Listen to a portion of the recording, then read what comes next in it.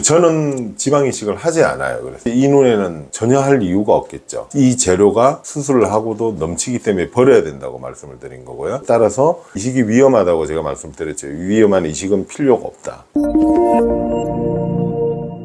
안녕하세요. 미오름 서원장입니다. 오늘은 눈밑지방 재배치에 대해서 말씀을 또 드릴 건데, 눈밑지방 재배치에도 꼭 필요하신 분이 있어요. 눈밑지방 재배치는 모양도 모양인데 눈밑의 구조를 노화를 느리게 해주는 거거든요. 근데 노화가 굉장히 빠른 형태가 있다. 그런 분들은 좀 빨리 받으시는 게 좋다 라는 측면에서 영상을 한번 만들어 보고자 합니다. 화면을 한번 보실게요. 만 나이로 한 34세 되는 분이셨는데, 보면은 이게 정면이고 이게 눈 위로 떴을 때거든요. 눈을 위로 떴을 때, 눈을 위로 뜨는 거는 눈 위로 떴을 때 지방이 가장 많이 밀려서 나와요. 그래서 그걸 이제 관찰하는 건데, 수술 전 모양을 보시면 이게 애교살 밑에 큰 덩어리, 이게 불룩한 덩어리가 있죠. 이게 굉장히 크게, 그죠? 이게 지방 덩어리예요. 이분은 그런데 내측 중간 지방이 굉장히 크고, 이 외측 지방도 어느 정도 있고, 그리고 고랑도 내측에만 국한된 게 아니고 원래는 이 내측에만 고랑이 생기기 시작한다고 말씀을 내가 드렸거든요.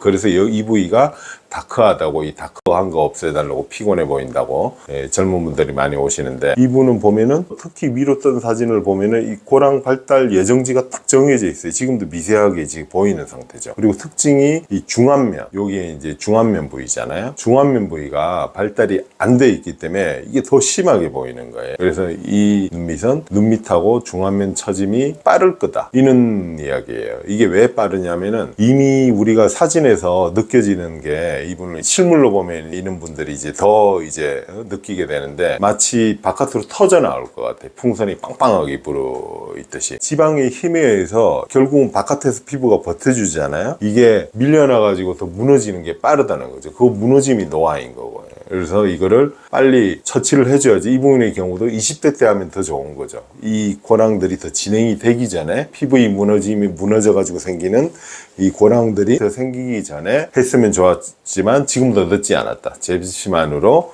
일단 좋은 결과를 얻을 수 있을 것 같다 라고 이야기하셔서, 제가 권해드린 거는 재배치를 여기를 하고, 이 중안면이 너무 이제 발달이 덜 돼 있잖아요, 선천적으로. 그러니까 여기다가 8차 패키지라는 거를 하면 좋겠다 말씀을 드렸는데, 재배치만 위주로 일단 받고 싶다 하셔가지고 재배치는 이제 진행을 했고요. 보시면 요 형태겠죠. 이 형태 하고 나서의 형태는 보면은 여기 이제 없어졌죠. 무너뜨리는 구조가, 이 볼록 나와 있는 게 지방이 없어지고, 여기 갈라져 있는 중안면 부위에 여기에 지방하고 이 사이에 갈라져 있는 형태 있죠. 여기도 많이 완화가 된 걸 볼 수 있죠. 위로 떴을 때 사진도 보면은 더 이상 터질 듯이 밀려 나오는 건 없어지죠. 이런 형태의 눈밑은 노화가 굉장히 빠른 거예요, 여러분. 빠르기 때문에 가장 큰 이유는 눈밑 노화를 놔두면 급격하게 나빠진다.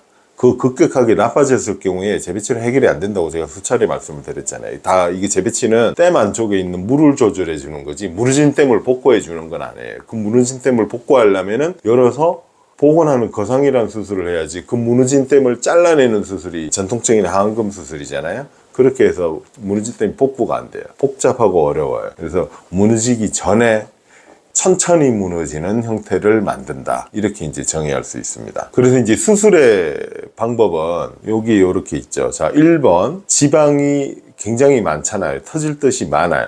이게 뭘 의미냐 하냐면 두 가지를 의미하거든요. 얘를 옮겨줘야 될 방을 많이 만들어야 되겠죠, 그죠? 방을 크게 만들어야 돼. 크게 만들어야 되고, 크게 만들었을 경우에 이 난이도가 높아지는 거죠. 그죠? 신경혈관을 잘 피해서 그 방을 최대한 크게 만들어줘야 되니까. 1번이 수술 난이도가 조금 높아진다. 2번은 지방을 쓸 필요가 없죠, 이식이라는 행위를. 만약에 이런 눈에 대고 흔히들 지방 이식이 돼서 지방이 컸대요. 그리고 재수술로 오시는 분들요, 보면은 지방 이식을 같이 했다 그러더라고요. 근데 지방 이식을 같이 할 이유가 없어요. 여기 이 재료거든요. 재료가 차고 넘쳐요. 그래서 이거는 재배치를 하고 버려야 돼요, 실제로. 버려도 재배치를 하고도 남기 때문에. 왜냐하면 이 재배치를 하려고 너무 큰 방을 만들면 신경혈관이 다 손상되겠죠. 그래서 이게 안 다치는 선에서 방을 만들어서 재배치를 해주고 남는 건 버려야 될 정도다. 이분은 많이 버렸어요. 이렇게 워낙 큰 지방을 갖고 있으니까 그렇게 해서 되는 거고, 따라서 이식이 위험하다고 제가 말씀드렸죠. 위험한 이식은 필요가 없다. 그래서 재배치를 진행한 거고, 그럼 여기에 꺼져 있는데 있죠. 여기 눈밑이 아니고 요 부위예요. 고랑을 지나서 인디안 밴드 부위, 요 부위에 볼륨이 콜라겐이 생성되는 캐번실 혹은 잼버실이라고 부르는 실을 이 두 가닥 넣은 거예요. 넣어서 요 형태로 만들어진 거죠. 여기에 이제 캐번실, 잼버실이 들어있을 거고, 볼륨이 생겨 있는 거고, 여기는 이제 재배치라는 행위를 통해서 형성되게 된 거고요. 원장님, 네. 질문이 있는데요. 네. 제가 볼 때는 지금 지방이 충분히 많은 것 같은데, 근데 왜 또 저렇게 지방 이식을 하는 걸까요? 저는 지방 이식을 하지 않아요. 그래서 이 눈에는 전혀 할 이유가 없겠죠. 이 재료가 수술을 하고도 넘치기 때문에 버려야 된다고 말씀을 드린 거고요. 만약에 이 눈에서 제가 재수술을 해보면 여기에서 재배치란 게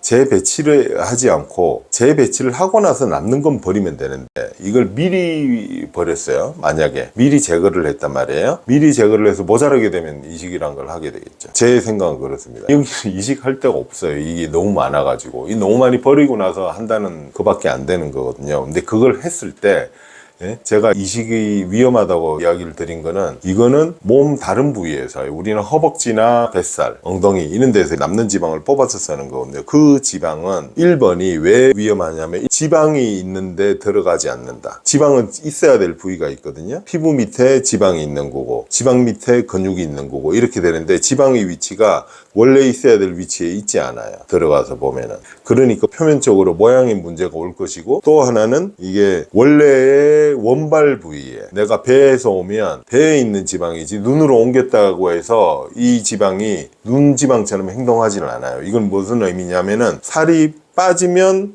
그 지방이 빠지게 되고 찌면 찌게 돼요. 그럼 찌면 어떡할 거냐고요, 나중에.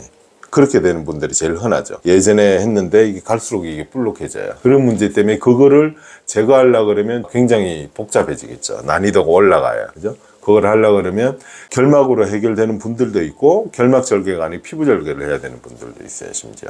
그래서 되도록이면 지방 이식이란 거를, 행위를 저는 되도록이면 하지 않거든요. 1년에 뭐 한두 명 되면 많이 되는 건데, 정말 모자란 분 아니고는 쓰지는 않아요. 지방 이식이란 걸 쓰지는 않는데, 이분은 큰 거를 갖고 있으니까 재료가 너무 크잖아요. 여기에 대해서 지방 이식을 하는 건 넌센스죠. 넌센스. 따라서 이식은 전혀 필요가 없다. 이렇게 이제 결론 지을 수 있습니다. 영상 잘 보셨나요? 다음에도 좋은 영상으로 찾아뵙겠습니다. 이상으로 미오름 서원장이었습니다. 감사합니다.